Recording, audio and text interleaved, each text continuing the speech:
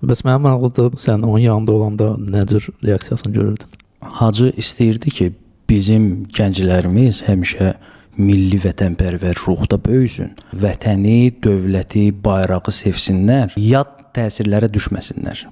Və hər zaman onun həmişə ən başlıca prinsipi buydu ki, milli mənəvi dəyərlər. Hər nə problem olsa da, hər hansı bir məsələ qarşıya çıxsa, birinci biz öz Azərbaycan xalqı olaraq Azərbaycançılıq ideyamızı əsasən bu məsələni həll etməliyik. İstər məsələn Ramazan ayında olan söhbətlər olsun, istər Məhərrəm ayında bu söhbətlərə yad barmaq olunubsa, onları pisləyirdi əlbəttə ki. Çünki mən görürdüm ki, onun olur da qısa-qısa videolar sosial mediada çıxırdı.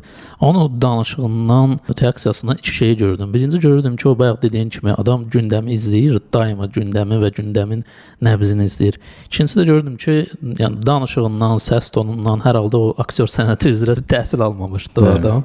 Yəni o səmimiliyi adam duya bilirdi. Ruslar deyir, naygırınlı deyildi. Gördüm ki, səmimi olaraq bu fikirdir. Gördüm ki, bu məsələlər onu narahat eləyir.